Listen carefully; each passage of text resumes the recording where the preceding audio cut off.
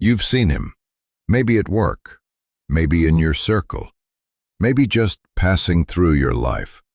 He's the one who doesn't flinch when everything's falling apart, the one who speaks with the same calm whether he's winning or losing, the one who walks into chaos and somehow steadies the room without saying much at all. And you wonder, how does he do that?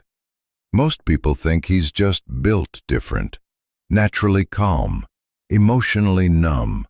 But that's not it. He feels everything you feel. The anger, the anxiety, the pressure. The difference is he's learned something most men never do. Emotions don't have to run the show. He's built habits. Simple, repeatable, unglamorous habits that create space between what he feels and what he does. And in that space, he's found something rare in a world that rewards reaction. Control. Not the loud, aggressive kind. The quiet kind. The kind that doesn't need to prove itself because it's already proven. The kind that turns pressure into performance and chaos into clarity. These aren't genetic gifts, they're trained behaviors. And if he can build them, so can you. If you're tired of being jerked around by your feelings, if you want to move through life with the kind of composure that makes people take notice, then stay. Because what comes next are the 7 habits that separate emotionally controlled men from everyone else. And if you're ready to build that foundation, consider subscribing. For the part of you that's done reacting and ready to lead. The emotional control myth. Let's kill the myth right now. Emotional control doesn't mean you don't feel. It means you don't break. The emotionally controlled man isn't a robot. He's not suppressing feelings or pretending everything's fine. He's just no longer a slave to every wave that crashes against his shore. He feels the anger. He just doesn't let it write the script. He feels the fear. He just doesn't let it stop the motion. He feels the hurt. He just doesn't let it poison the next 10 interactions. Most men are emotionally reactive without even realizing it. Someone disrespects them. Their whole day is ruined. A plan falls through. They spiral. Criticism lands. They either explode or collapse. They think they're responding to life, but really, they're just being bounced around by it. The controlled man is different. Not because nothing bothers him, but because what bothers him doesn't control him. Marcus Aurelius wrote, "You have power over your mind, not outside events. Realize this, and you will find strength." That's the foundation. External circumstances will always be unstable. People will disappoint you. Plans will fail. Life will throw chaos at you. But your response? That's yours. And when you own your response, you own your life. What total control actually looks like. Total emotional control isn't about never feeling intense emotions. It's about never being hijacked by them. It's the ability to be furious and still speak clearly, to be anxious and still make the call, to be devastated and still show up the next day. The emotion is there. It's just not driving. You see it in high performers. The athlete who misses the shot and immediately refocuses. The CEO who gets bad news and calmly pivots strategy. The leader who faces betrayal and doesn't burn bridges out of spite. These aren't superhuman abilities. They're trained habits.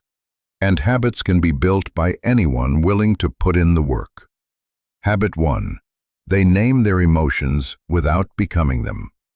The first habit is the most fundamental. They create distance between the feeling and the identity. Most men collapse when an emotion shows up because they become it. I am angry. I am anxious. I am broken. The emotion and the self merge, and in that merger, all leverage is lost. But the emotionally controlled man does something different. He observes. I'm noticing anger. There's anxiety present. Sadness is showing up. That tiny linguistic shift from I am to I'm experiencing creates space. And in that space, choice returns. Why it works. When you identify with an emotion, you defend it.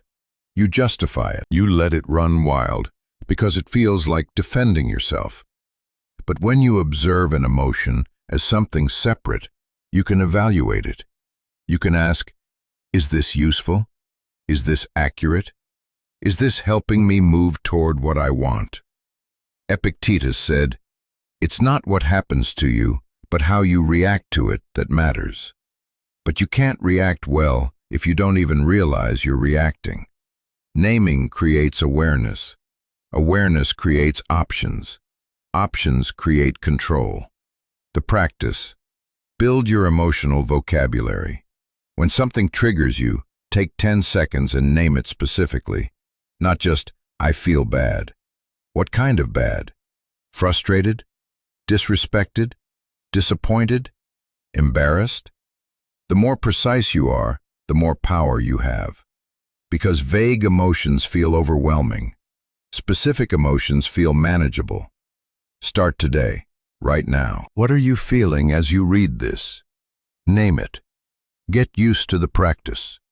Because the men with total control aren't guessing at their emotions. They know them by name. Habit 2. They separate facts from stories. Here's what most men don't realize. 90% of their emotional chaos isn't caused by what happened. It's caused by the story they told themselves about what happened. Someone doesn't respond to your text. That's a fact. Your mind adds, they don't respect me. I said something wrong. They're pulling away. That's a story. And that story, not the unreturned text, creates the anxiety. The Stoic distinction. The emotionally controlled man knows this. So he practices radical separation, fact versus interpretation. Marcus Aurelius wrote, everything we hear is an opinion, not a fact. Everything we see is a perspective, not the truth. This doesn't mean truth doesn't exist. It means your first interpretation is rarely the only interpretation, and often not the most accurate one. You didn't get the promotion. Fact. Your story? I'm not good enough. Alternative story. It wasn't the right fit right now. Same fact, different emotional outcome. The practice. When something triggers an emotional response, stop. Ask yourself, what actually happened? The fact. What am I making it mean? The story. What else could this mean? Alternative interpretations. You're not gaslighting yourself. You're refusing to let your first story be your only story. Because most of the time, the story creating your suffering isn't even true. It's just the most dramatic one your mind could generate. The controlled man doesn't live in delusion. He lives in nuance. And nuance is where emotional freedom lives. Habit 3. They create space before responding. The third habit is where most men lose. They react immediately. Something happens, emotion surges, and without a pause, without a breath, they speak or act from that surge. The angry text gets sent, the cutting remark gets made, the door gets slammed. And then they spend the next hours or days cleaning up the wreckage. The emotionally controlled man has trained a different reflex. The pause. The sacred gap between stimulus and response, there's a gap. For most people, it's milliseconds, too small to even notice. But the controlled man has expanded that gap. It might be 10 seconds, it might be 10 minutes, it might be sleeping on it. But in that gap, he's no longer reacting from the emotion. He's choosing from clarity. Seneca said, the greatest remedy for anger is delay. The same applies to fear, to hurt, to desperation. Delay. Let the first wave pass. Let the heat cool. Then respond from who you are, not from what you felt. The practice. Build the pause habit. Make it automatic. When you feel triggered, take 3 deep breaths before speaking. Count to 10 in your head. Step outside for 60 seconds. Write the response, but don't send it. Wait an hour. The method doesn't matter. What matters is breaking the instant reaction loop. And here's what you'll notice. Most of the time, after the pause, you realize your immediate reaction would have made things worse. The pause doesn't just protect you from bad decisions, it reveals better ones. Habit 4. They focus on what they can control. Emotionally controlled men have ruthless clarity about one thing, the line between what they can control and what they can't. And they refuse, absolutely refuse, to waste emotional energy on the latter. Most men bleed energy into things completely outside their reach. They stress about other people's opinions. They obsess over outcomes they can't guarantee. They rage about circumstances they can't change. And they wonder why they feel powerless. The Stoic filter. Epictetus drew the line clearly. Some things are within our power, while others are not. Within our power are opinion, motivation, desire, aversion, and in a word, whatever is of our own doing. Not within our power are our body, our property, reputation, office, and in a word, whatever is not of our own doing. Everything in your power, your effort, your attitude, your preparation, your response, your character. Everything outside your power, outcomes, other people's choices, circumstances, the past, what people think of you. The controlled man invests 100% of his energy in the first category. The second, he lets it unfold. When you feel stressed or anxious, ask one question. What part of this is actually in my control? Then take every ounce of energy you were spending on what you can't control and redirect it to what you can. Can't control whether they hire you? Control your preparation. Can't control how they respond? Control how you show up. Can't control the outcome? Control your effort. This isn't resignation, it's strategic focus. And strategic focus is what separates men who drown in circumstances from men who shape them. Habit 5. They practice emotional exposure. Here's what weak men do. They avoid discomfort at all costs. The moment something feels bad, they distract, numb, escape. And in doing so, they stay fragile. The emotionally controlled man does the opposite. He practices exposure. He voluntarily puts himself in situations that trigger discomfort, not to punish himself, but to build tolerance. The Stoic training ground. The Stoics practiced voluntary discomfort regularly. Cold baths, fasting, sleeping on hard floors. Not because they enjoyed suffering, but because comfort makes you weak. When you only allow yourself to feel good, you become brittle.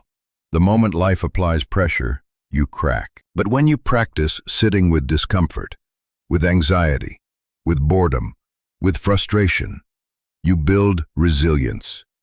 You learn that emotions can't actually hurt you. They're uncomfortable, yes, but not dangerous. The practice. Stop running from uncomfortable emotions. Start small. When you feel anxious, don't immediately scroll. Sit with it for 5 minutes. When you feel bored, don't grab your phone. Just be bored. When you feel frustrated, don't vent immediately. Hold it. Observe it. Notice where you feel it in your body. Notice the thoughts that come with it. Notice how it changes and shifts. Notice that it doesn't destroy you. This is how you build emotional endurance. Not by avoiding the hard feelings, but by proving to yourself you can survive them. And once you know you can survive them, they lose their grip. Habit 6. They maintain daily mental resets. Emotional control isn't a one-time achievement. It's a daily practice. And the controlled man knows this, which is why he builds reset rituals into his routine. Because no matter how disciplined you are, the world will test you. People will trigger you. Plans will fall apart. Chaos will creep in. And if you don't have a way to return to center, you drift. The Stoic recalibration. Marcus Aurelius journaled every night, not for an audience, for himself, to process the day, to recalibrate his mind, to remind himself of his principles. That simple practice, 10 minutes of reflection, kept one of the most powerful men in history grounded. Because mental clarity isn't automatic, it's maintained through ritual, through consistency, through the discipline of returning to yourself. Build a daily reset routine, morning, evening, or both. It doesn't need to be elaborate. Morning reset. 5 minutes of silence or breath work. Set your intention. What's your focus today? What values will guide you? Review one Stoic principle or quote. Evening reset. Review your day. Where did you maintain control? Where did you lose it? Write down what triggered you and how you responded. Identify one thing to improve tomorrow. This isn't therapy, it's maintenance. Like brushing your teeth. You don't skip it because you don't feel like it. You do it because it keeps you clean. The controlled man doesn't leave his mental state to chance. He tends to it, daily. Habit 7. They build non-negotiable standards. The final habit is what separates temporary discipline from permanent character. Internal standards. Most men are emotionally unstable because their sense of self is based on external validation. They feel good when people approve. They feel crushed when criticized. They feel worthy when winning. They feel worthless when losing. They've outsourced their stability, and they wonder why they never feel stable. The emotionally controlled man is different. He's built internal standards, codes of conduct, principles, values that don't fluctuate with circumstances. The Stoic Foundation. Epictetus said, "If you want to improve, be content to be thought foolish and stupid." That's liberation. It's the refusal to let external judgment dictate your internal state. The controlled man knows who he is. He knows what he stands for. He knows what behaviors reflect his values and what behaviors violate them. And that knowledge, quiet, private, unshakable, becomes his anchor. When criticism comes, he evaluates it. If it's valid, he adjusts. If it's not, he lets it pass. Either way, it doesn't shatter him.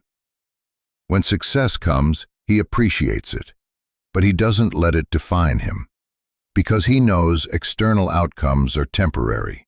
Character is permanent. Write down 3 non-negotiable standards, not goals, not achievements, standards of character. Maybe, I speak with integrity even when it's uncomfortable. Maybe, I show up even when I don't feel like it. Maybe, I treat people with respect even when they don't deserve it. These aren't things the world can take from you. These aren't dependent on outcomes. These are yours. And when your emotional state is anchored to these, not to wins, not to approval, not to perfect circumstances, you become unmovable. Not because nothing affects you, but because the things that matter most are within your control. Total emotional control isn't a personality type, it's a skill set. And like any skill, it's built through habits. The emotionally controlled man you admire didn't wake up that way. He trained that way, one habit at a time. one day at a time, until those habits became his default operating system. He names his emotions without becoming them. He separates facts from the stories he tells about those facts. He creates space before responding. He focuses ruthlessly on what he can control. He practices emotional exposure instead of avoidance. He maintains daily mental resets. He anchors to internal standards, not external validation. None of this is complicated, but all of it requires consistency. And that's where most men fail. Not in understanding what to do, but in doing it when it's boring, when it's uncomfortable, when no one's watching. But that's also where the transformation happens, not in the dramatic moments, in the quiet, repetitive, unglamorous practice of returning to these habits again and again. Seneca wrote, "We suffer more often in imagination than in reality." The suffering stops when you build these habits. Not because life stops challenging you, but because you're no longer controlled by your reaction to those challenges. You feel everything. You break at nothing. That's power. So here's the question to carry forward. Which of these 7 habits are you missing? And what would change if you built just one of them? Not all 7 at once, just one. Start there. Because emotional control isn't built through intensity. It's built through consistency. One habit, one day, one choice at a time. The quiet work you do today, naming your emotions, pausing before reacting, focusing on what you control, that's the work that doesn't just change your emotional state, it changes your entire presence. People will notice. They won't always be able to name it, but they'll feel it. That you're different, that you're steady, that you don't bend when the wind blows. Stay focused, stay grounded, and remember, emotional control isn't about feeling less. It's about being ruled by nothing except the standards you set for yourself. Build the habits. Become the man.